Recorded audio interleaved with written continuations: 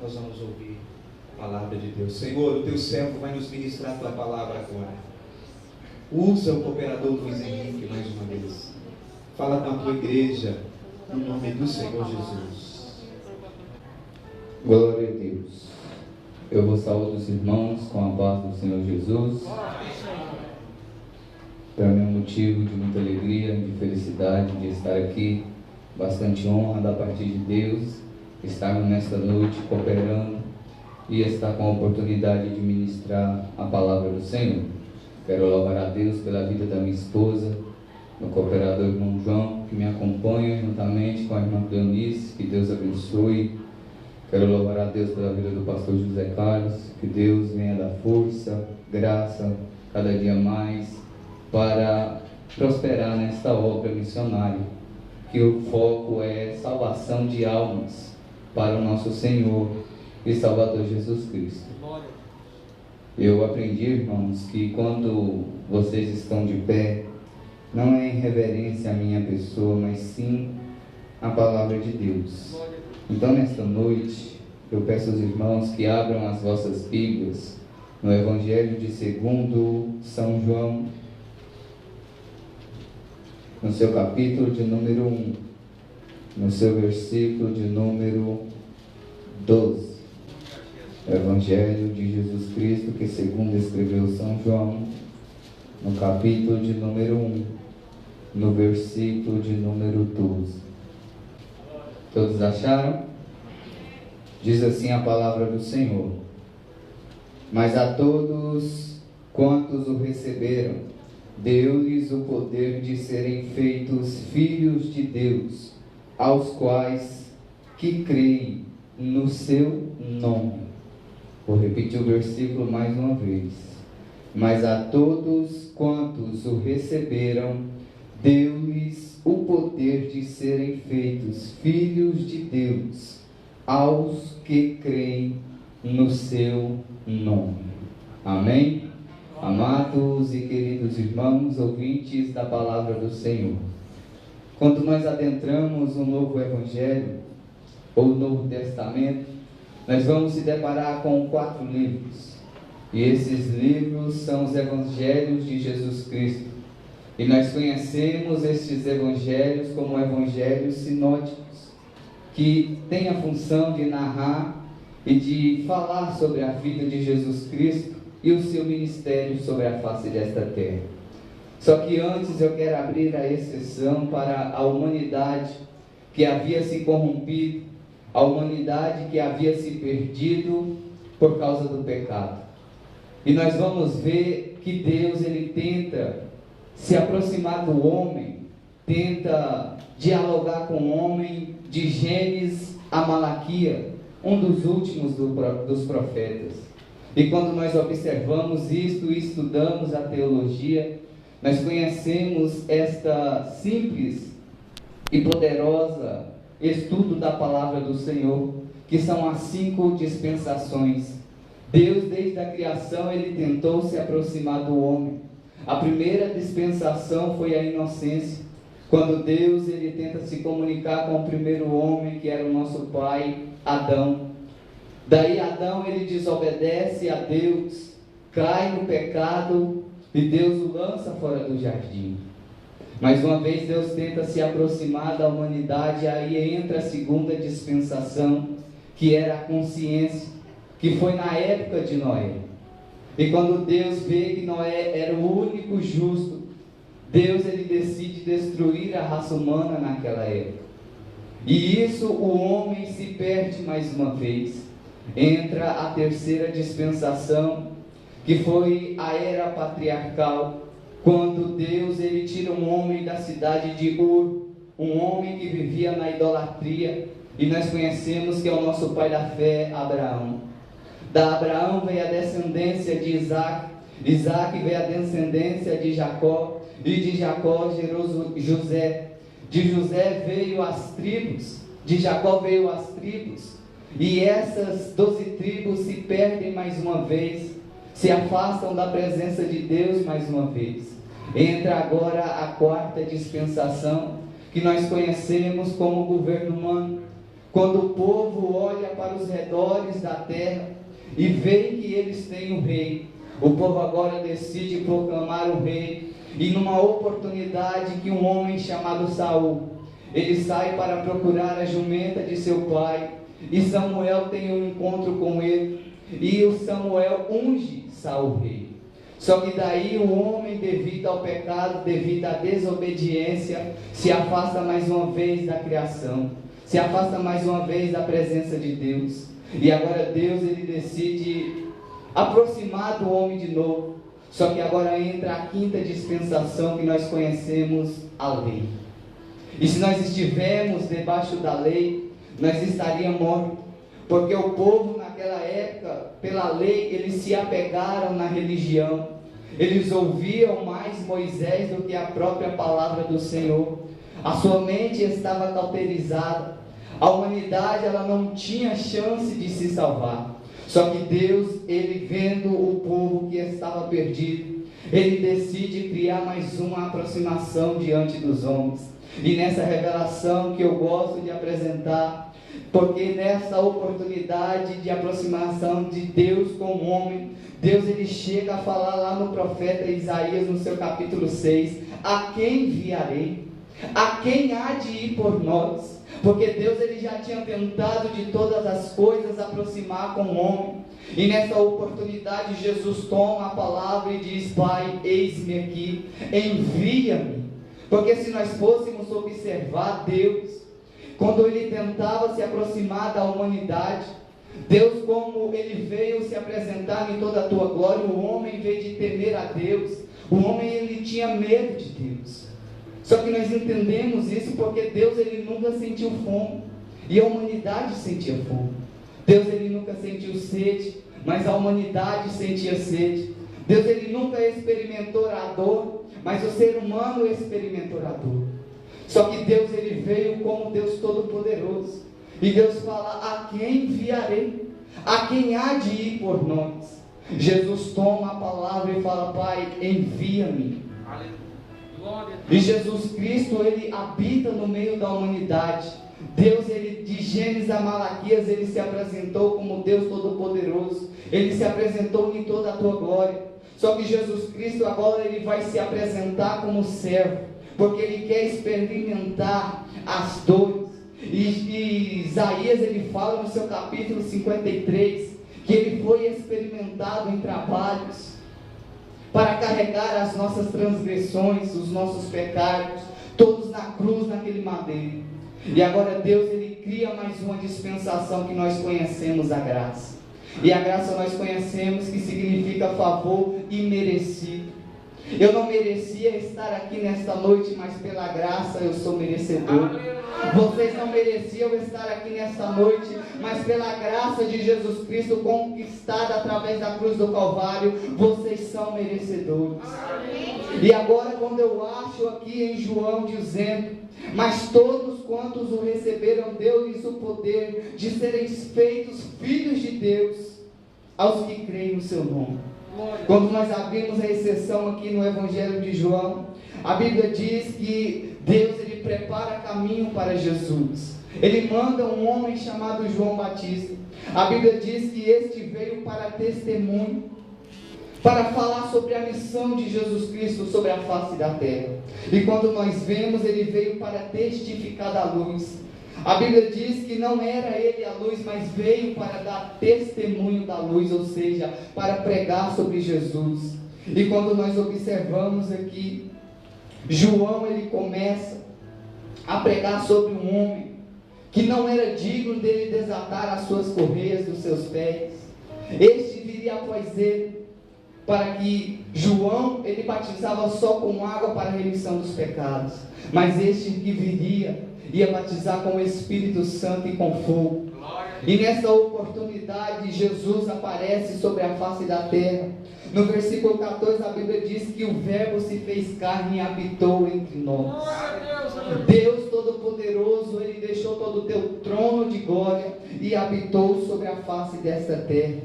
A Bíblia começa a dizer agora: mas quando todos o receberam, deu-lhes o poder de serem feitos filhos de Deus. Este é o testemunho. Esta é a promessa. Quando nós vemos na epístola de 1 João, capítulo 5, versículo 11, a Bíblia começa a dizer: e o testemunho é este, que Deus nos deu a vida eterna, e essa vida está em teu Filho. Quem tem o Filho de Deus tem a vida. Quem não tem o Filho de Deus não tem a vida. Estas coisas vos escrevi para que saibais que tendes a vida eterna, para que creais no nome do Filho de Deus. E é nesta noite que eu quero começar a ministrar a palavra de Deus com um tema no seu coração: o que leva uma pessoa a crer no nome de Deus. E eu fui pesquisar na Bíblia e achei um personagem que teve uma oportunidade que ninguém teve. Esse personagem é dado como Lucas, o evangelista. Porque se nós fôssemos analisar, dentro dos 40 escritores da Bíblia Sagrada que foram inspirados pelo Espírito Santo, só Lucas era grego. E ele tem a oportunidade de escrever o Evangelho de Jesus Cristo, que leva o seu próprio nome, e o livro de Atos dos Apóstolos, que é conhecido também como o livro do Espírito Santo. E Lucas, nessa passagem, ele vem do seu nome grego, que originalmente é Lúcio, o portador de luz. E nessa oportunidade a Bíblia diz que Lucas, ele vai ter um encontro com um apóstolo Paulo. O seu nome vai ser mencionado somente 3 vezes na Bíblia Sagrada, mas foi um homem que creu no nome de Jesus Cristo. A Bíblia diz que quando nós cremos no nome de Jesus Cristo, de criatura automaticamente nós passamos a ser filhos de Deus. E porque o mundo tem dificuldade de reconhecer Jesus Cristo como suficiente Salvador, de reconhecer Ele como a única saída, como a única solução para a salvação, porque o mundo está corrompido, porque o mundo está desse jeito.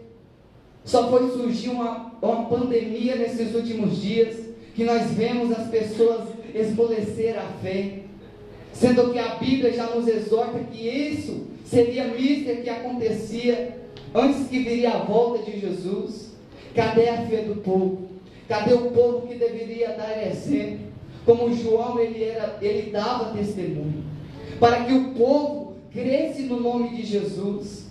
Como que o povo lá fora vai crer no nome de Jesus se nós não damos um testemunho? Aleluia. Foi dito aqui pelo pastor José Carlos, que muitos querem andar de qualquer forma, sendo que o apóstolo Paulo fala que o nosso corpo é templo e morada do Espírito Santo. Como que eu lá fora posso trajar uma roupa inadequada e chegar de noite durante o culto eu portar um terno e uma gravata?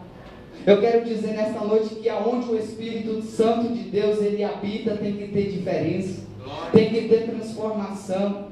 O povo acha que adentrará o céu de qualquer jeito, de qualquer maneira. E nessa oportunidade eu abro aqui 3 referências para Lucas. A Bíblia diz não muito sobre a biografia deste homem, mas eu quero dar 3 referências. Uma bíblica, que Lucas escreve o Evangelho de Jesus Cristo. Ele investiga os fatos para que trazesse a nós uma palavra verdadeira. Uns dizem que Lucas se converteu por si próprio. E tem uma antibíblica, que eu não quero nem citar, que é uma heresia, mas eu quero recitar uma extra-bíblica, que vale a pena. A Bíblia diz que quando Lucas ele acompanha Paulo em uma das suas viagens missionárias, a história diz que quando eles estão na cidade de Troas, Paulo ele vai começar a pregar. E tem um homem que reúne toda a cidade, para todo o cenáculo ali. E esse historiador diz que Lucas se converteu ali, que creu no nome de Jesus.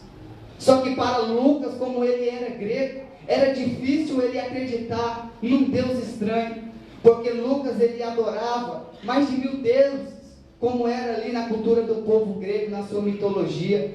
Eles adoravam Zeus, Ísis, Triton, Poseidon. O céu para eles era o Olimpo. Como que um homem desse, na sua totalidade, na sua intelectualidade, que acreditava só no que via, só no que tocava, ele se converteu a um Deus estranho.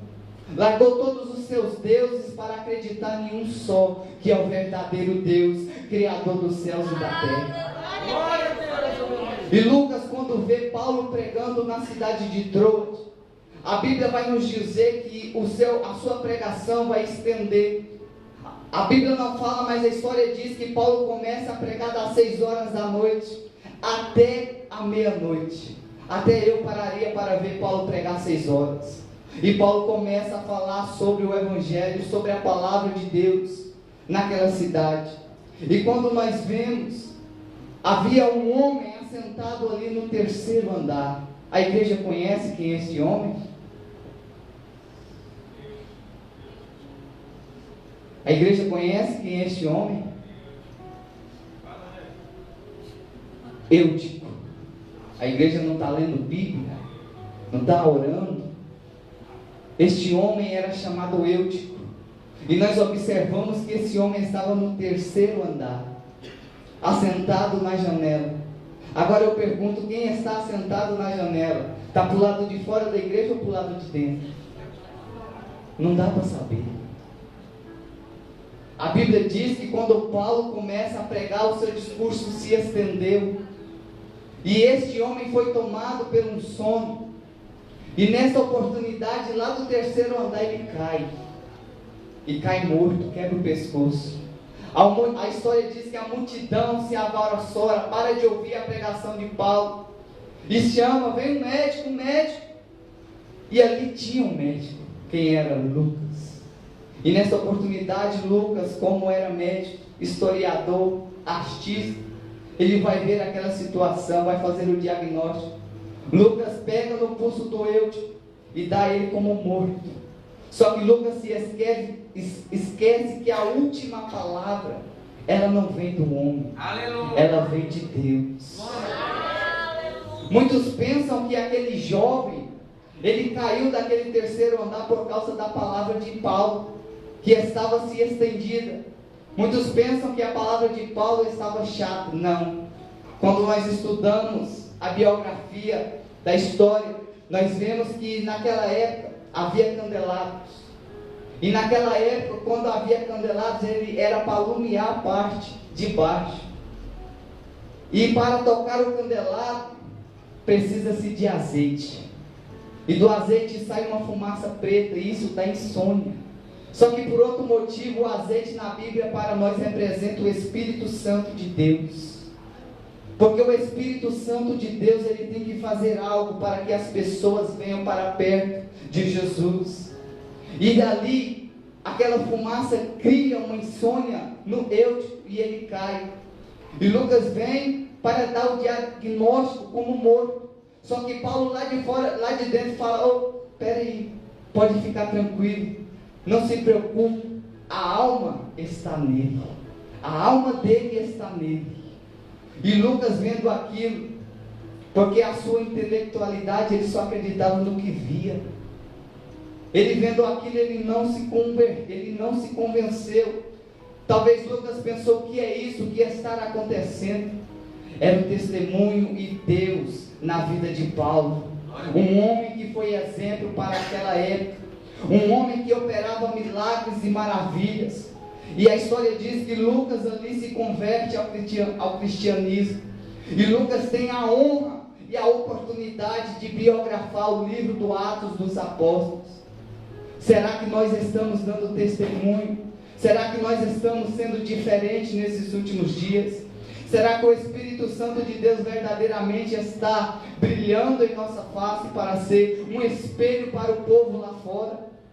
Será que nós nesses últimos dias estamos andando como verdadeiros cristãos? Porque hoje o povo quer andar de qualquer jeito, quer andar de qualquer maneira na presença de Deus. E acha que se salvará. O povo acha que o céu é para todos. Se fosse assim, João não precisaria escrever que Deus amou o teu filho amado, o teu único filho unigênito, e deu para que todos aqueles que nele crescem não pereça, mas que tenha-se a vida eterna. Há um sacrifício para seguir Jesus. Há um sacrifício para adentrar o céu. Escute isso que eu vou falar. Ninguém se salvará. Eu falei alguma coisa errada? ninguém se salvará. Quem pode se salvar? Se nós não tivermos a misericórdia de Deus em nossas vidas, ninguém se salvará. Por isso, nós que queremos que as pessoas venham a se converter a um Deus poderoso, nós temos que dar testemunho, para que as pessoas venham a crer no nome de Jesus e venham ser edificadas. Aleluia. Eu acho que a igreja está de silêncio, por causa que a palavra está sendo engolida, está sendo alimentada. E nós temos que alimentar essa palavra. O louvor é bom, mas o louvor nada menos é para alegrar a nossa alma. O que é a nossa alma? É a sede das nossas emoções. Mas a palavra de Deus, ela edifica, ela cura, ela transforma, ela batiza com o Espírito Santo, ela leva nós para morar nos céus, a partir de que quando nós cremos no nome de Jesus. Jesus, quando ele está pendurado no madeiro, lá em Lucas 26, no versículo 23, a Bíblia diz que havia 2 homens junto com ele, um do lado esquerdo e um do lado direito.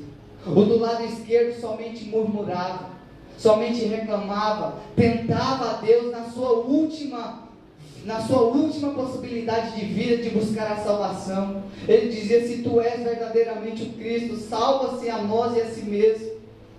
Um homem que não havia direito de buscar a salvação, que não tinha o direito de se salvar, em vez de pedir a misericórdia para Deus, ele murmurava.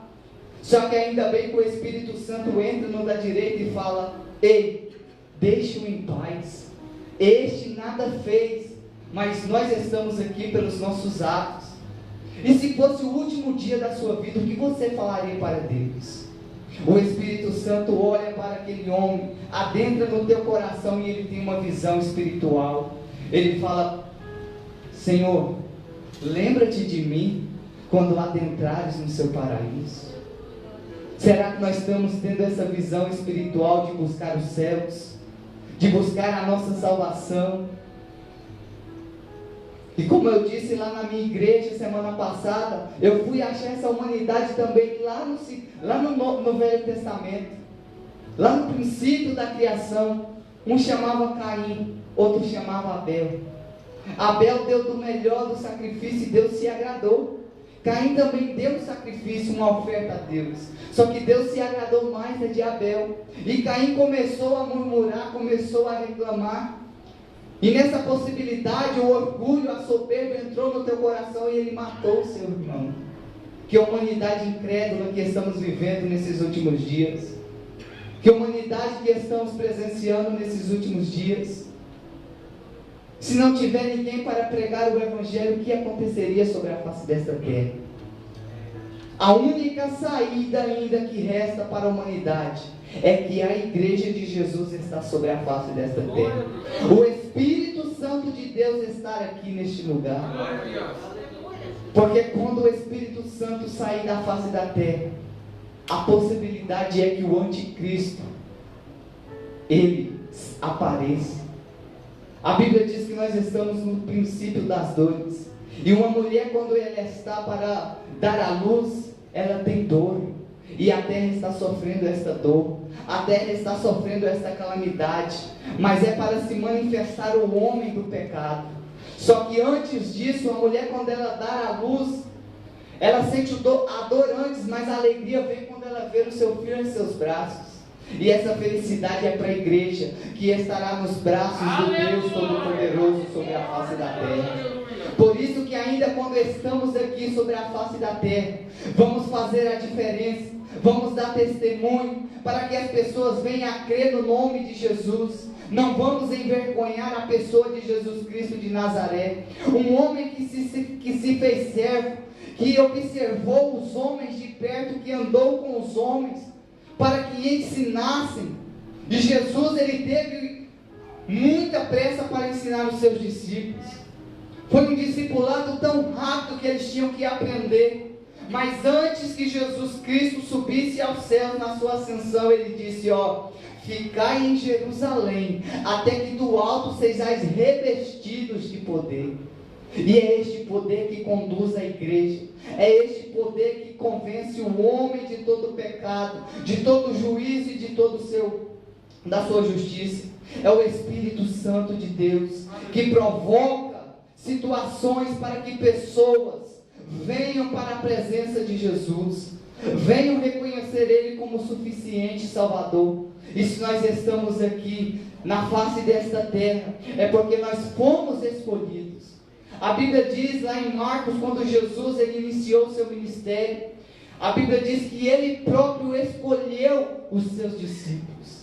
Se você está aqui é porque você é especial, você é um escolhido do Senhor. A misericórdia de Deus alcançou a sua vida. Agora vai, pregue essa semente para que pessoas presenciem este amor, presenciem esta bênção de Deus que é a salvação. Porque o nosso foco é ganhar almas para Jesus. O nosso foco é trazer pessoas lá de fora, escravizadas pelas mãos de Satanás, para que venham se render aos pés de Jesus. Mas para isso nós temos que dar bom testemunho, nós temos que ser diferentes. Não é porque nós somos melhores do que o mundo, não. Nós somos diferentes. E onde há pessoas diferentes, o Espírito Santo de Deus, ele provoca situações para pessoas que, como Lucas, o evangelista, que era um grego, que era intelectual, que adorava mais de 1000 deuses, que vivia em uma cidade idólatra, ele veio reconhecer Jesus como Salvador. E quando Lucas, ele veio ouvir de Jesus, nós temos que observar que Lucas, ele não conheceu Jesus. Porque Jesus, quando iniciaram o seu ministério sobre a face desta terra, Lucas ele estava talvez no Egito, ou talvez ali na Síria, estudando medicina, formando para ser doutor. E Lucas não conheceu Jesus, mas pela palavra anunciada por Paulo, pelo testemunho de Paulo, pelo Espírito Santo na vida de Paulo, ele veio a crer no nome de nosso Senhor e Salvador Jesus Cristo de Nazaré. Por isso que nós temos que ser diferente. Por isso que nós temos que testemunhar esta palavra que tem vida. Porque a humanidade, ela tem que observar que a salvação era só para Israel. Israel era um povo eleito, escolhido de Deus. Só que de tanto Deus tentar a aproximação com Israel, aí Israel se corrompeu e fugiu da presença do Senhor por causa do pecado, por causa da desobediência. E a Bíblia diz que Jesus ele veio para os seus, mas os seus não reconheceram. Mas todos os que reconheceram, deu-lhes o poder de serem feitos filhos de Deus. Por isso que nós temos uma bastante honra, bastante alegria, um regozijo tão grande em nosso coração, de reconhecer Jesus Cristo como nosso Salvador. Por isso que estamos aqui hoje de pé. Se nós fôssemos fazer uma retrospectiva no passado, quem éramos nós? Quem era eu? Quem era você? Quem somos nós agora na presença do Senhor? Por isso que vale a pena ser testemunhas de Jesus Cristo. E Jesus Cristo, antes de subir aos céus, ele disse, ser-me-eis testemunhas, e vão pregar o meu evangelho, primeiro em Samaria, na Judéia, e até os confins da terra. E é esta palavra que tem alcançado vidas, é esta palavra que tem transformado vidas. E se nós não anunciarmos esta palavra, quem anunciará? Paulo, em uma das suas pregações, diz que a fé vem pelo ouvir. E se não tiver ninguém para pregar, quem que vai ouvir? Por isso que Paulo ele exorta que bem-aventurado é aos pés daqueles que anunciam as boas novas. E se Deus ele nos capacitou para fazer este prodígio, esta maravilha, nos concedeu poder, nós temos que ser diferentes e dar bom exemplo diante da sociedade, para que todos venham buscar a sua salvação. Tem um ditado aí fora que a salvação é para todos. Simplesmente, irmãos, o fato que não é. Porque se fosse assim, Judas seria salvo. Bem antes de Jesus escolher Judas, os profetas já profetizavam que ele o trairia e não se salvaria. Nós sabemos que nem todos da nossa família vai ser salvo. Nós sabemos que os nossos amigos não vão ser salvos. Desde que quando eu vim para a cidade de Nazaré, já morreram 12 amigos meus, perdidos no mundo do crime, no mundo do tráfico das drogas, sem a sua salvação. Por isso, ainda os que estão vivos, os nossos familiares ainda que estão vivos, pregue a palavra, seja exemplo para a sua família, para os seus amigos, seja exemplo na escola, aonde você estiver, seja testemunha de Jesus Cristo, porque através do Espírito Santo que está na sua vida, pessoas podem vir render aos pés de Jesus. Tem pessoas que falam, mas aquele crente parece Raimundo, é um pé na igreja e outro lá no mundo. Nós temos que aceitar e preferir assim, irmãos. Porque o que nós não fazemos em 1 ano, 2 anos, a qualquer culto, a qualquer momento, o Espírito Santo de Deus pode fazer. Então traga os seus familiares para a igreja, os seus amigos, os seus colegas. O homem, ele nunca produziu avivamento. O único que tem poder de produzir avivamento se chama Espírito Santo de Deus. Não existe pregação de receba, receba, eu profetizo, Deus está falando, não. A mensagem ela tem que ter conteúdo. Jesus nunca desceu dos céus para pregar um tipo de evangelho desse, um evangelho da prosperidade, um evangelho de chave de carro, chave de casa. Jesus ele desceu para pregar sobre arrependimento. Jesus ele veio para os doentes espirituais. A mensagem de Deus ela tem que ter conteúdo.